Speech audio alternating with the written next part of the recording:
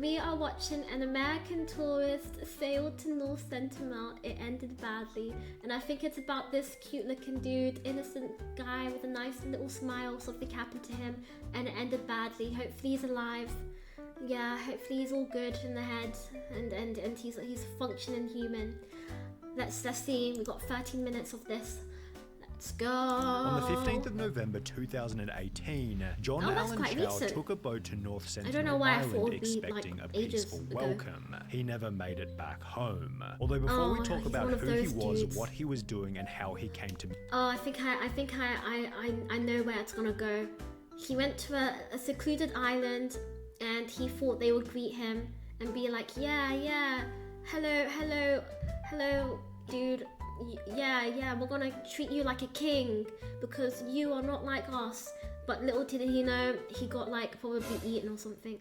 Home. Although before we talk about who he was, what he was doing, and how he came to meet his fate, let's first talk about the island itself. I hope he's alive. Located in the Bay of Bengal between India and Thailand, North Sentinel Island measures 6 kilometers wide, 8 kilometers long, and is home to one of the last uncontacted tribes on all of planet Earth. Like wild the tribe is known to outsiders as the Sentinelese, who have an estimated population of between 15 and 500 people. However, there's a reason why taking an accurate measurement is almost impossible. They're unbelievably hostile to anybody who tries to visit the island. The first example of this came in 1867. Okay, so that's so it's common knowledge. Common as in like this knowledge was gathered in 18 something, where and now the whole world knows that they are not very nice. And he thought in 2018, what a big year to go there and they would so accept him. And think about it. I heard that they don't really take in, like, they can get, like, ill very, very easily if they get into contact with one of us. 6 passengers might have thought that they'd stumbled upon paradise. This he couldn't can cause, have been like, a mass, like, illness. Without warning, the ship's crew were attacked by the tribe's bow and arrows, and were only able to survive by returning fire with sticks and stones found on the beach. They were rescued by a British steamboat 1 week later, yet the captain of the shipwreck went on to describe the Sentinelese by writing, "The savages were perfectly naked with short hair and red painted noses, and were opening their mouth and making sounds like part on off. Their arrows appeared to be tipped with iron." The intriguing nature of the tribe led a party of armed British officials to return 13 years later in 1880, at which point they'd find, quote, a network of pathways and several small villages that looked to have been freshly abandoned. Wait a second. So the British people, they know of this island, they have visited or tried to visit, and they let it off? What? I need to search that up. I need to do some more research on that. Sentinelese children, as well as an elderly couple, who were kidnapped by the party and taken back to the nearby city of Port Blair. However, their stay didn't last very long, as all 6 Sentinelese sickened rapidly and the old man and his wife died, so the 4 children were sent back to their home with quantities of presents. 16 years after this, a Hindu convict escaped on a makeshift raft from the adjacent Great Andaman Island, only to wash up 50 kilometers west in the worst place imaginable, Sentinel. A search party found his body lying on the beach pierced with iron arrows. So I think he didn't make it out the beach. Death sending a clear enough message for nobody to return to the island for almost 80 years. Damn, they're kind of hard. However, in 1974, a film crew shooting a documentary called Man in Search of Man landed on the island to leave gifts. We came I love that for them, what is known as the North Sentinel Island. Although some expeditions had landed here, but they the Sentinelese had never been sighted. We left gifts of coconuts, knives, lengths of cloth, a pig. After which the Sentinelese were caught on camera for the very first time. Oh, I want to see them. What are those moving shapes? Are they human? Of course they're humans. What do you think, aliens or something? How did they get under the first glimpse of the Sentinelese. This tribe believes in total isolation. I love that. It will not tolerate a stranger. As is obvious in the footage, the tribe had no interest in making friends, and rather buried half of the gifts they'd been given before shooting arrows toward the film crew. A member of our film unit was wounded by one of the many arrows. Look at that little dance. Oh damn, they actually reached them. They're standing on business. Meters long.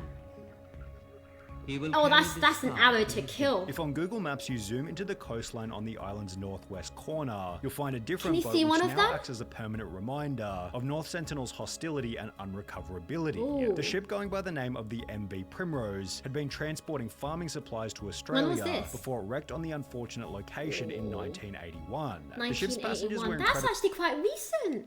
Lucky because at the time, this entire area was underwater, keeping them at a safe distance while they organised their rescue.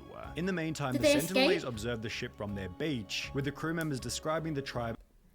Oh, so they can see them, and the only reason that they got saved was because of water, and they couldn't swim. Very lucky on them. Of all places, they landed there. God's on their side, I guess. However, while almost every example so far displays the Sentinelese as an untouchable group of brutes, it will be exactly 10 years later when a single anthropologist... Wait, I'm so confused. Did they just... Are they friends now? Did they become friends with this dude? Possible. He made peaceful contact. How did he do that? The very first time. T and Pandit had been dropping gifts and coconuts to the island every 1 or 2 months since 1967, although for the first 24 years of doing so, the Sentinelese maintained their hostility. But all of this changed on the 4th... Oh, okay, yeah, no, actually that makes sense. Am I right, y'all? Since 1967, although for the first 24 years of doing so, the Sentinelese maintained their hostility. He really wanted, but all of this changed on the 4th of January 1991, when the tribe finally concluded that he was only there to help. Pandit described this day in a 2000 interview with the American Scholar, which stated a great many of the Sentinelese started running down the beach and splashing through the surf toward the dinghy. The director leapt from the boat into chest-high water. One of the young Sentinelese men recalled in fright and handed coconuts to the tribesmen as they crowded around him. A few weeks later, he returned to North Sentinel with another expedition. This time, several Sentinelese men went so far as to climb into the dinghy and grab entire sacks of coconuts. Pandit was alone in the water with a group of Sentinelese. One of the young tribesmen looked at him, scowled, pulled out an iron-bladed knife, and made a gesture, Pandit says, like he was going to cut out my heart. Maybe he thought I was planning to stay on the island. But the dinghy quickly returned to pick Pandit up. He would return to North Sentinel several more times before retiring from the anthropological survey in 1992. The interaction showed that peace... It's like the equivalent of being like, yeah, I have candy. Come in here. Come to my little ship. Like, it's given that. Was possible, although only after a significant period of trust building, and even after T and Pandit's unique interaction, the Sentinelese retained their hostility toward any unfamiliar outsider. For example, after the 2004 Indian Ocean earthquake caused the worst tsunami in recorded human history right next to North Sentinel Island, a helicopter was sent out to see if the tribe had survived from such a catastrophic event. Well, not only were the Sentinelese somehow doing just fine, but their response to the help offered by the Indian government was to throw spears, arrows, and rocks toward the helicopter. That for them. I 2 years later, in 2006, I bet they made a little pack and they told their kids, and their kids told their kids, yeah, no outsiders. And they swore on it, and if they had taken outsiders, they'll get killed or something. Help offered by the Indian government was to throw spears, arrows, and rocks toward the helicopter. 2 years later, in 2006, 2 men aged 48 and 52 were fishing for mud crabs near the island. 52? However, the pair got so drunk that while sleeping, the anchor of the boat, which was a rock tied to a rope, fell apart and drifted the men toward North Sentinel. The following morning, fellow fishermen said they tried to shout at the men and warn them that they were in danger. However, they did not respond. They were probably drunk, and the boat drifted into the shallows where they were attacked and killed. A government helicopter was sent to recover the bodies. They are taking However, given the tribe's hostility, all they were able to get was this photo, after which a 5.6 kilometer exclusion zone was enforced by the Indian government, making it illegal for anybody to visit the island. This, in combination with every other example so far, paints a very simple picture. Do not visit North Sentinel Island under any circumstances. And let me guess. However, unfortunately, this little dude was alive and heard all about the news of people getting killed left, right, center, going near the Sentinel Island. He's got as much knowledge as I do now, and he fought to go there. What an absolute dipshit. I'm so sorry, you're dead. I'm sorry. Alabama. Oh, John grew up in what seemed to be a standard Christian household with 2 parents and 2 siblings. As he got older, John began to get into various outdoor activities such as camping, hiking, and kayaking, which when combined with his religious background, inspired him to become an adventure blogger and Christian missionary. On his Instagram, John displayed his trips to countless different countries, including Mexico, South Africa, and Canada, each of which being documented on his Rugged Trail website. However, there was one location that John had his sights set on, which would make all the others seem insignificant. Of all the places in the world. He'd grown obsessed with the idea of I feel like it'll be more safer if he goes to like North Korea or something. Like this is significant. North Sentinel. He'd grown obsessed with the idea of visiting the island during his previous trip to the Andamans. Life on an island is pretty swell. Thanks for teaching me to always have a server. I thought I read that as semen. Okay. 2016, and judging from the quotes he posted to his Facebook, John seemed to have been inspired by another missionary named Jim Elliot, who was killed in the 50s whilst preaching to a native tribe in Ecuador. Although, according to the head of the mission he was working for, like, John was put that courage into maybe going to climb Mount Everest or something. Significantly more prepared. All Chow's decisions, including his studies of sports science and training and working as a wilderness emergency medical technician, and classes he took in linguistics and cultural anthropology, were in preparation to share Jesus with the North Sentinelese. Oh, it's all about very Jesus. Well prepared for okay, this so moment. now we know what motivated him. On the 21st of October 2018, John posted this image to social media, showing that he was back in the nearby city of Port Blair, where unbeknownst to his family, he was planning his trip to what he called Satan's last stronghold, aka North Sentinel Island. On the 15th of November 2018, only 25 days after landing back in the Andamans, John began a journal to document his trip to North Sentinel, with his first entry stating that a group of fishermen had agreed to take him to the island illegally. Okay, the fishermen are murderers because what the hell? And agreed to drop me off. Oh, okay, Jonathan so won't be accompanying me as they will be at sea doing their regular fishing maneuvers to avoid raising suspicion, and there is a high chance that they get checked by the Indian Coast Guard. The meeting went well. I trust them, though I'm the only English speaker, so there's quite a language gap, and I'm relying on the Holy Spirit to direct. I'm guessing he, I don't get it. Like, did he think the minute he would step foot into the island, they would accept him because they know of Jesus Christ or something? Like, you don't even speak the same language. Like, there was no common sense there. I feel really bad for him, but...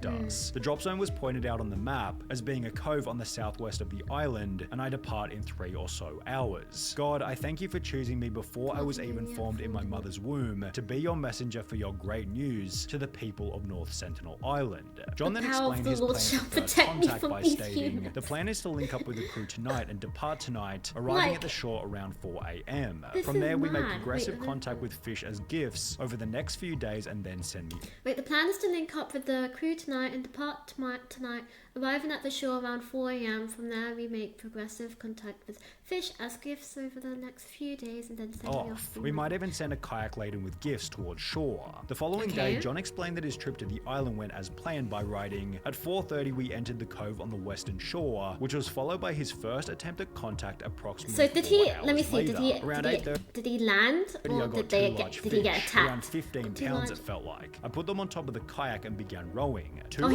wrote down everything down, yelling at me. They had 2 arrows each unstrung until they got closer. I hollered, my name is John. I love you and, Jesus loves you. Jesus Christ gave me the authority to come to you. I regret I began to panic slightly as I saw them string arrows in their bows. I picked up the half tuna and threw it to... Like, it would be better maybe if you, like, I don't know their language for them to understand what you're saying or something, then just you're basically talking gibberish to them. String arrows in their bows. They don't know Jesus. I picked up the half tuna and threw it toward them. I backpaddled facing them, and then when they got the fish, I turned and paddled like I never have in my life back to the boat. I felt some fear, but mainly was disappointed. Okay, you went home. Right I can now say I've been nearly shot by the Sentinelese, and I've walked on their island. Now I'm resting on the boat and will try again later. Oh, John escaped his first encounter unharmed. However, as mentioned in the previous entry, he planned on returning for a second encounter, which miraculously he'd survived once again. I waited my kayak toward the hut I'd been chased from on initial contact. Sure enough, as I got there, I heard the whoops and shouts from the hut. I made sure to stay out of arrow range, but unfortunately that meant I was also out of good hearing range. So I got a little closer, and as they, about 6 from what I could see, yelled they at don't me, understand I what tried you're to talking parrot about. their words back to them. They burst out laughing most of the time, so they probably were saying bad words or insulting me. I yelled some phrases and sang them some worship songs like, and go home and hymns, cry and they would often with fall your life. silent after this. Here's when this nice meet and greet went south. A child and a young woman, both with bows, came behind, and I kept waving my hands to say no bows, but they didn't get the memo, I guess. Then a little kid with bow and arrow came down the middle, and I figured this was it. So I preached a bit to them starting in Genesis, and disembarked my kayak to show them that I too have 2 legs. But the little kid shot me with an arrow directly into my Bible, which I was holding in front of my chest. I stumbled back and I recall yelling at the kid for shooting me. I had to swim almost a mile back. What do you mean? You did this to yourself. Wait, he went all the way there, and he knew how ruthless they can be, and he's yelling at them for shooting at him. Like, they didn't shoot at many people that came to the island. Like, he had that knowledge. What on earth? Boat at the mouth of the cove. The plan now is to rest and sleep Bad on the boat. boy. By this point, Go to the John naughty already had an corner for unbelievable shooting story me. for the ages. He went had home. To the island, Please. survived his He went first home. day, returned on a second day, was shot by the Sentinelese point You blank, went but home. lived to tell the tale after the pages in his Bible decided to spare his life. Yeah! Oh my god, that's a sign from God if you think about it. The Bible saved his life. Now go home and preach about it. As the journal entries continued, it became obvious that John was happy for his legacy to be the guy who died trying to preach his religion to the tribe. Lord, let your will be done. If you want me to get actually shot or even killed with an arrow, then That so was a be sign it. to go I think I home. could be more useful alive though, but to you, God, I give all the glory of whatever happens. I don't want to die. Would it be wiser to leave and let someone else continue? No, I don't think so. I still could make it back to the US somehow, as it almost seems like Poor certain dude. death to stay here. Yet there is evidence of change in just 2 encounters in a single day. We'll try again tomorrow. The following day, John wrote his I don't final think entry tomorrow, in the the journal, third time's beginning with, not woke the up charm, after a not fairly the restless charm. sleep, heading to island now. I hope this isn't my last notes, but if it is, to God be the glory, before going on to write a goodbye message knew. to You his family, can just tell he reading, knew. Brian and Marilyn and Mum and Dad. You guys might think I'm crazy in all of this, but I think it's worth it to declare Jesus to these people. Please do not be angry at them or at God if I get killed. Rather, please live your He lives knew. in obedience to I feel whatever like he knew that he was going to like perish. You know, I don't want to say the word because it's YouTube, but I think he knew. I think maybe it was a bit. I don't know. As sad as it could sound, I don't think anyone can be that dumb. I feel like maybe, hopefully, it's not like a death sentence on this part. To not be angry at them or at God if I get killed. Rather, please live your lives in obedience to whatever he calls you to, and I'll see you again when you pass through the veil. Don't retrieve my body. I love you all, and I pray that none of you love anything in this world more than Jesus Christ. Written from the cove on the southwestish, more like west of North Sentinel Island. 16th of November 2018, 6:20 AM. In the days that followed, his family made a that was post to like John's 6 years Instagram ago. reading. We recently learned from an unconfirmed report that John Allen Chow was reported killed in India while reaching out to members of the Sentinelese tribe in the Andaman Islands. Words cannot express the sadness we have experienced about this report. He was a beloved son, brother, uncle, and best friend to us. It's sad. To others, It is sad. Hold on. John's father criticized religion for the death of his son, stating, "If you have anything positive to say about religion, I wish not to see or hear it." John is gone because the Western ideology overpowered my Confucian influence. He blamed evangelicals' extreme Christianity for pushing his child to a not unexpected end, which is a viewpoint often repeated across social media platforms. John Allen Chow is not a martyr, just a dumb American who thought that tribals needed Jesus, when the tribals already lived in harmony with God and nature for years without outside interference. Stupidity cannot be. It's a bit sad. Like he probably had like a bit of like a mental issue or something. So I'm not going to talk too much about, but it's an upsetting story. Ah, that's got Sarah. You guys still with me?